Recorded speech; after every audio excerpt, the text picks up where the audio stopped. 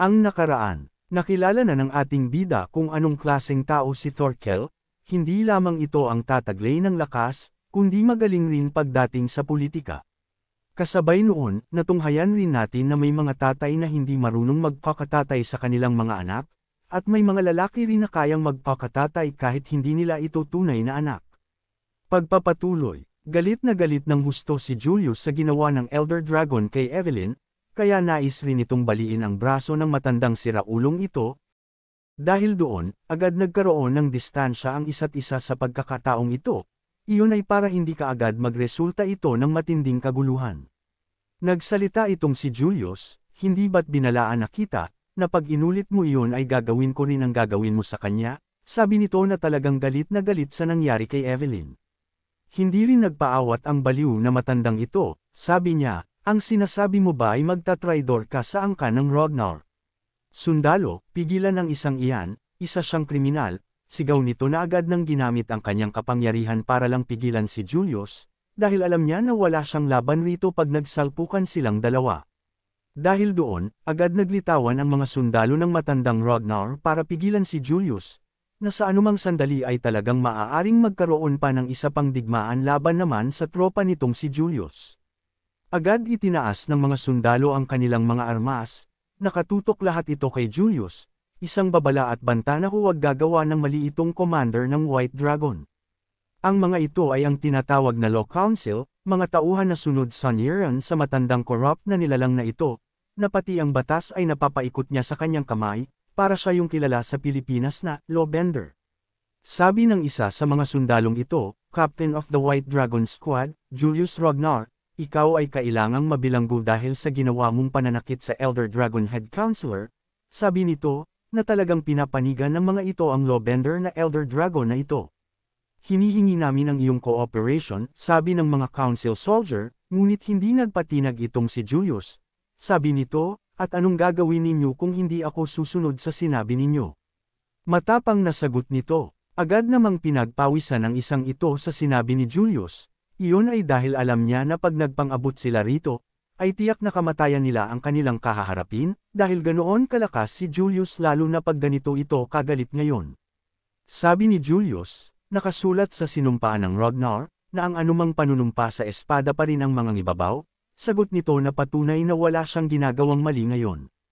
Sabi ni Julius, 4 na taon na ang nakararaan, na nanumpa ako sa aking espada sa harap ng mga matatandang nilalang na iyon, sabi ni Julius, na pinagpapawisan itong siraulong lalaking ito.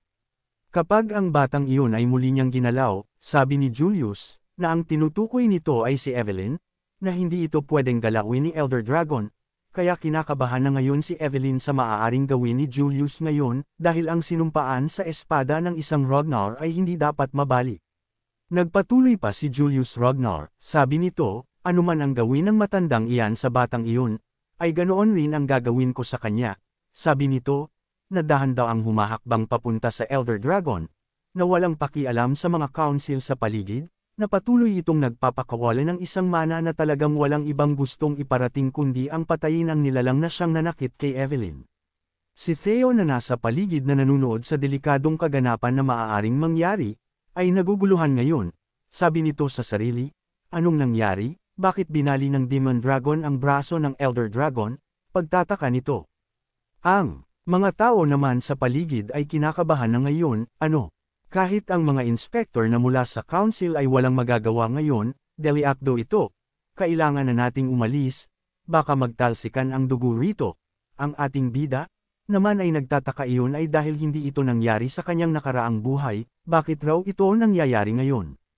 Agad napatingin itong si Theo sa isang lugar sa bulwagan, kung saan naruroon ang nilalang na piyang mula ng kaguluhang ito, kaya napapaisip siya ng husto ngayon. Ito si Evelyn, ang babaeng anak sa labas ng Elder Dragon, kabang-kaba ngayon ito, nahihiya rin dahil alam niya na siya ang may dahilan ng kaguluhang ito.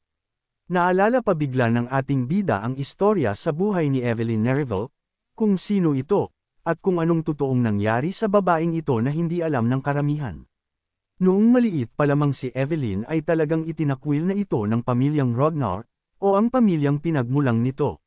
Si Evelyn Nereville ay anak sa labas nitong si Wolfgang Ragnar, o ang Elder Dragon, at dahil ang pananaw ng matandang fuckboy na ito ay nakatuon lang sa pure blood ng Ragnar, ang inanakan niya na babae ay binaliwala niya, at ang anak nito na si Evelyn ay hindi niya tinuring na tunay na anak, ito ang pinagmulan ng mga lahi ng fuckboy. Kaya ang buhay ng batang ito, bilang isang hindi pure blood na Ragnar ay hindi naging madali, ginawa niya ang lahat para magustuhan siya ng kanyang ama, kaya lang nasa maling pamilya siya napunta, dahil basura ang turing sa kanilang mga bastardong anak. Kaya ito ang sekretong pilit na tinatago ni Evelyn, ganun rin ang kanyang ama na si Wolfgang Ragnar.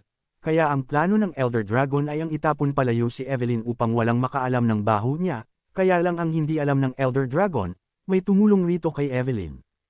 Iyon ay walang iba kundi ang Demon Dragon na si Julius Ragnar, nakakita ito ng potential kay Evelyn, kaya kinupkup niya ito, inalagaan, at tinuring na sarili niyang anak, dahil doon, ang plano ni Wolfgang Ragnar ay nasira ng tuluyan, ang kanyang baho na matagal niyang tinatago o itinapon ay hindi mawala-wala sa paligid niya. Dahil sa pangangalaga ng commander ng White Dragon Squad o ni Julius Ragnar, si Evelyn ay naging tanyag, kilala dahil sa angking husay nito makipaglaban, at naging isang captain ng isang pangkat. At dahil ang matandang fuckboy na ito ay kinakabahan na ang kanyang lihim ay baka mabunyag, sinubukan nitong patayin si Evelyn na kanyang anak. Pinagtangka niyang patayin si Evelyn, at pinalabas niya itong isang malaking aksidenteng pangyayari, ito rin ang dahilan kung bakit naputol ang braso ni Evelyn, dahil mismo sa kanyang sariling ama na talagang ang sarap tanggalan ng dalawang mata. Tandang-tanda ni Ragnar ang nangyari kay Evelyn, iyon ay dahil isa rin siyang bastardo, hindi naging madali ang buhay ni Evelyn matapos ng pangyayaring iyon, nawalan siya ng kaliwang braso, at hindi na magawang pamunuan ang kanyang dating pangkat, dahilan para magretiro ito ng maaga sa kanyang posisyon, kaya napunta na lamang si Evelyn sa ika-4 na training hall. Ang pinagtataka ni Theo, hindi dapat naririto si Evelyn tulad sa kanyang nakaraang buhay, dahil wala naman rin talagang pagtitipon na ganito na nakatuon sa kanya, kaya napapaisip ng husto ang ating bida, kung ang mga pangyayaring ito ba ay resulta ng kanyang mga ginawang pagbabago sa istorya. Kaya napapaisip ng malupitan itong si Theo kung ano ang dapat niyang gawin, dahil hindi pwedeng magpatuloy ang kaganapan ngayon, lalo na si Evelyn ang maapektuhan rito. Kaya nag-iisip ngayon si Theo, siya ang nagsimula ng pagbabago sa kwento, kaya dapat siya rin gumawa ng paraan para itama ang lahat, para sa ikabubuti ng mga taong mahalaga sa kanya. Patuloy na naglalakad ngayon itong si Julius Ragnar papunta kay Elder Dragon o Wolfgang Ragnar, galit na galit, talagang gusto nitong wasakin ang buong katawan ng matandang fuckboy na nanakit kay Evelyn. Nanginginig-nginig na sa takot ang siraulong matandang lalaking ito, at dahil alam niya na hindi niya magagawang matalo si Julius, gagamitin na naman niya ang pamumulitika nito. Kayong lahat, tignan ninyo ang eksenang ito. Ang Demon Dragon ay nagpapakita ng pagnanasa niyang patayin ang isang elder na katulad ko, na matagal ng panahong pinoprotektahan ng Ragnar. Sabi nito na nagpaawa epek pa ang siraulo. At muling sumigaw ang Elder Dragon, sabi nito, gamit ang authority na binigay sa akin mismo ng pinuno ng buong angkan ng Ragnar. Ang ginagawa ng isang iyan na saktan ang kadugo niya, hindi ba't isang pagtatraidor sa angkan ng Ragnar? Dahil sa sinabi ng Elder Dragon ang mga tao sa paligid ay unti-unti na niyaing nauuto. Siraulo kang matandang abnoy ka, inaabuso mo ang iyong autoridad, talagang ang mga salitang iyon lumabas sa bibig mo, hindi ka na nahiya, netoringan ka pa namang isang Ragnar, sabi nito na talagang mas lalong nagalit kay Wolfgang Ragnar. Kaya lang bago tuluyang magkaroon ng matinding kaguluhan, may isang kamay ang nagtaas upang pigilan sila. Na ang sabi, sandali lang, masyado na kayong nagiging mainit ngayon. Ayun na nga, ang ating bida na talagang laging nasasama sa mga ganitong eksena ay naririto na ngayon. Sabi nito, tignan ninyo, dahil sa inyong pagtatalo ang masayang pagtitiping ngayon para sa aking matalik na kaibigan ay napuno na ng takot. Agad namang tumahimik itong si Julius, iyon ay dahil guilty ito sa sinabi ni Theo, dahil talagang nasira ang masayang pagtitipon dahil sa ginawa niya. Samantalagang ang matandang fuckboy na ito na walang pinagkatandaan ay hindi man lang nahiya, kundi nenas dahil ang umeksena ay walang iba kundi ang isang bastardong anak rin na kinasusuklaman rin niya. Patuloy na nagsalita ang ating bida, sabi nito, bakit hindi na lang natin dito tapusin ang inyong pagtatalo, gamit ang matagal ng tradisyon ng ating angkan, sabi ni Theo, na ang kanyang mga kaibigan ay seryosong nakikinig ngayon. Tapusin natin ang inyong pagtatalo sa isang duel trial, sabi nito na seryoso na ang kanyang mukha ngayon, dahil sa ganitong paraan lang maitatama ang lahat, at maparusahan rin ang matandang hakluban. Isang malaking kalukuhan, ang Demon Dragon ang naunang saktan ako, hindi kailangan ng trial, ang dapat maparusahan ay walang iba kundi ang hayop na iyan, sabi nito, dahil alam niya kung anong pwedeng mangyari sa duelo na sinasabi ng ating bida. Sabi naman ng ating bida, maaaring ang sinasabi mo ay may katotohanan, kaya kang hindi na natin pwedeng palakihin pa ang problema na ito, lalo pat nagdiriwang tayo ng kaarawan ni Lady Ray. Tama naman ako diba? Kamahalan ng Daffodil Palace, sabi nito ng mahinahon at nakangiti pa, habang nakatingin ito sa ina ni Lady Ray, na magpapakita rin ng isang nakakakilabot na aura sa pagdating nito, na agad namang nanginig ang itlog ng matandang angas na ito. Habang naglalakad ang babaeng pinuno ng lugar na ito, ang sahig ay dahan-daang ang yelo, patunay na talagang hindi rin normal na nilalang ang isang ito. Sabi nito, at dito pa sa selebrasyon ng kaarawan ng aking anak na gawa ninyong manggulo, ano sa palagay ninyo ang inyong ginagawa ngayon, galit na sabi nito. Ang taong ito ay si Neil Rognar, ang Ice Dragon, ang kamahalan sa Daffodil Palace, ang ina ni Lady Ray, isang kinikilalang malakas na nilalang sa buong angkan ng Rognar. At ang matandang hakluban naman ay agad nag-acting-actingan, sabi nito, kamahalan, kita mo naman siguro kung ano ginawa ni Julius sa akin ngayon, sabi naman ni Neil, wala akong oras na pakinggan ang kwento mo, wala akong pakialam sa mga simpleng away bata na iyan, sabi nito. Kaya tapusin na, ninyo kaagad ang problemang iyan, gaya ng sinasabi ng batang ito sa aking likuran. Utos nitong si Neil, na sundin nila ang sinabi ni Theo, na ngayon ay talagang umayon na naman sa ating bida ang lahat. At muli pa itong nagsalita, iyon ang aking huling awa na pwedeng ibigay sa inyo, ang aking pasensya ay hindi na pwedeng masagad pa, at baka mapatay ko kayong lahat rito. Sabi nitong babaeng ito. Ang mga tao naman sa paligid ay nag-usap-usap sa mga sandaling ito, na ang mga duel of trial ay delikado raw sa elders, iyon ay dahil nga sa matanda na ito, dahil kahit retired na sila sa mga misyon at digmaan, ang gampanin na lamang nito ay inspector or mas mataas roon. Narinig ito ng matandang ito, ganun rin ang palagay niya na talagang ang Demon Dragon ang mananalo sa oras na maglaban sila, pero may nakikita pa rin itong pag-asa. Dahil ang rules ng laban ay maglalaban lamang ang Elder Dragon at ang Demon Dragon sa last round, ibig sabihin may una at pangalawang laban pa na magaganap muna. Dahil sa una at pangalawang laban, mamimili sila ng kanilang mga representatives na pwedeng lumaban, at kung mananalo siya roon, hindi na niya kailangang lumaban pa. Dito nag-iisip ito kung sino ang mga posibleng representative ni Julius sa duel na ito, para magawa rin niyang malamangan ang mga ito sa una at pangalawang laban. Ang nakikita-kita ng Elder Dragon na representative ni Julius ay walang iba kundi itong si Evelyn na isang kamay lamang ngayon. At ang bagong halal na ika-6 na tagapagmana, si Theo Rognar, ang kinasusuklaman niyang bastardo, parehas na bastardo ang representative ni Julius. Dahil doon, natuwa ang isang ito, iyon ay dahil basura at mga mahihinang nilalang ang tingin niya sa mga bastardong nilalang, kaya wala na raw problema. Sure na raw ang panalo niya dahil hindi na aabot sa kanya ang laban. Dahil sa una at pangalawang laban pa lang raw ay tapos na ang laban, kaya malakas na ang loob nito.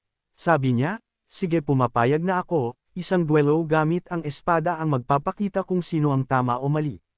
Dahil sa bagay na iyon, ang mga bisita sa lugar na ito ay agad-agad nang kumilos para tumungo sa lugar na pangyayarihan ng laban, upang masaksihan ang magandang kaganapan na magaganap. Sa isang tabi naman, sa lugar kung saan naroroon si Thorkel, ay nangingiti-ngiti ngayon, dahil namangha ito sa nangyari, lalo na sa ipinakitang husay ng ating bida kung paano inayos ang problemang nagaganap. Nakatingin ito ngayon kay Theo Rognar, sabi nito, ibang klase ang isang iyon, higit pa pala siya sa inaakala ko, sabi ni Thorkel. Sabi pa ni Thorkel, kilala ng lahat kung anong klaseng Rognar si Julius Rognar, kaya ito binansagan na Demon Dragon, dahil sa oras na mag-init ito, talagang wala nang nakakakontrol sa isang ito, at delubyo talaga ang magaganap. Kung hindi nang himusok ang ating bida sa eksena, tiyak na magkakaroon ng malaking tiyansa ang Elder Dragon na wasakin ang posisyon, at authority ng Demon Dragon gamit lamang ang politika. Ayos talaga, sa ganoong kaikling sandali, nagawa kaagad niya makaisip ng solusyon kung paano aayusin ang problema. Natatanggapin ng parehas na panig, sabi nito na talagang hangang-hanga ngayon kay Theo. Mukhang matutuwa ako na panoorin ito sabi ni Thorkel na nakatingin kay Theo na nakikipag-usap pa rin ngayon sa magaganap na duelo para maayos ang problemang maaaring magwasak kay Julius. At ayun na nga, naririto na ang dalawang pangkat na maglalaban. Ang mga bisita at mga tao ay nasa paligid rin, handa na tunghayan ang isang nakakapanabak na laban. Ang duelo na ito ay hindi basta-basta, iyon ay naririto rin ang Law Council para bantayan at pamahalaan ang laban na ito. At agad na inihayag ang rules ng laban, dito ay maglalaban ang mga kalahok na hindi gagamit ng mana, kundi purong lakas lamang ang kailangang gamitin ng mga ito, at anumang bagay na maaaring mangyari sa laban ay protektado ng batas ng Ragnar. Ibig sabihin kung may mamatay sa laban, walang sisisihin. At bago pa mag-umpisa ang laban, nagbigay pa ng huling paalala ito. Sabi niya, bago ang lahat, kayo ba ay nangangako na anumang maging resulta sa laban ay walang paghihiganti na magaganap, at hindi magtatanim ng galit at sama ng loob? Tanong nito, at sabay sumagot ang dalawang ito, oo. Nangangako ako, sabi ng dalawa, tanda na talagang simulang simula na ang magaganap na laban ngayon. Mahusay kung ganun, unang lalaban, humakbang ka na pasulong, sabi nito, na ang ating bida ang unang lalaban sa pangkat ni Julius. Ayun na nga, handang-handa na si Theo Ragnar, para ipakita ang kanyang lakas, at itama ang isa sa mga pagkakamaling nagawa niya sa kwento, at para rin alisin rin kay Evelyn ang matagal na sakit sa kanyang puso. Ang mga kaibigan naman ni Theo ay kabang-kaba ngayon, sumigaw ang isa sa mga ito, Theo. Sigurado ka bang okay ka lang sa labang ito? Oo nga, ganun rin ang tingin ko. Sabi pa ng isa, tanda na talagang hindi magiging madali ang laban ni Theo. Dahil tingin nila ang makakalaban ni Theo ay hindi madaling kalaban, nagtanong naman ang babae, bakit? Sobrang lakas ba ng makakalaban ni Theo? Pag-aalala nito, ang taong ito, ang isa sa mga kasangga, tapat na tauhan ng Elder Dragon ay si Gale Sword Data. Sa lahat ng malalakas na high-rank na inspector, siya ay isa sa mga iyon, sabi naman ng babae, kahit papano okay na yan kaysa ang mga elder mismo ang makalaban ni Theo. Ang Elder Dragon naman ay may masamang binabalak, humawak ito sa kanyang mandirigma, at magbibigay ng isang utos na talagang mula sa mga corrupt na nilalang. Sabi nito, huwag na huwag kang magpipigil sa mga pamatay mong atake, ibigay mo ang lahat. Paalala nito, tanda na gusto nitong patayin si Theo, sabi naman ni Beta, ano po? Patayin ko siya, pero siya ay kandidato bilang tagapagmana, sabi nito. Huwag kang mag-alala, alam mo naman siguro ang patakaran ng labang ito, kahit anong maganap sa duelong ito. Protektado ka ng batas ng Ragnar, kaya hindi ka gagalawin ng kahit na sino pag napatay mo siya. Sabi ng isang ito na talagang gagamitin niya ang lahat ng paraan, mabura lang ang mga tinuturing niyang basura, dagdag pa ng Elder Dragon, kung mabuhay man siya, ibigay mo sa akin kahit ang isang braso niya. Si Julius naman ay nakatingin ngayon kay Theo na naglalakad papunta sa gitna ng entablado, nag-aalala rin ito para kay Theo, iyon ay dahil naiisip nito na kasalanan niya ang lahat kung bakit nadamay si Theo. Sabi nito sa kanyang sarili, Theo, okay ka lang ba, kakayanin mo ba ang labang ito? Pag-aalala nito, dahil alam rin niya na kahit malakas si Theo, iba pa rin ang taglay na lakas ng mga inspektor, at ng mga bihasa na sa laban na may purong karanasan, dahil bagito pa rin ang ating bida kumpara sa mga batikan na sa digmaan. Mga sandali bago magsimula ang duelo, kinausap ni Julius si Theo, sabi nito, patawad Theo, dahil sa aking padalos-dalos na mga desisyon na damay ka pa sa gulong ito, sigurado ka ba talaga na okay ka lang sa labang ito? Tulad ng sabi mo, bilang representative, pwede kang lumaban ng ilang beses, pero, pag-aalangan ni Julius dahil nag-aalala talaga siya para sa buhay ni Theo, sabi naman ng ating bida, huwag po kayong mag-alala, magtiwala po kayo sa akin, sabi nito. Dahil doon natahimik na lamang ang dalawang ito, nagtataka, nagugulat kung saan nakukuha ni Theo ang tapang at lakas ng loob nito, at kung ano ang pinaplano ng ating bida. Sabi pa ni Theo, ang plano ko sa labang ito ay ang ayusin ang matagal ng hidwa ang nagaganap sa inyong dalawa, iyon ang mga katagang sinabi ng ating bida. Nakahanda na ito ngayon, hawak na niya ang kanyang espada, isang laban na maaari siyang Mamatay, gayong yun ang plano ng kalaban sa kanya, at ano kayang ibig sabihin niya na ayusin ang problema? Talunin kaya ang kalaban o ang patayin ang Elder Dragon? Abangan! Kung nagustuhan po ninyo ang aking recap, huwag sana ninyong kalimutan ang mag-like o mag-comment. Maraming salamat.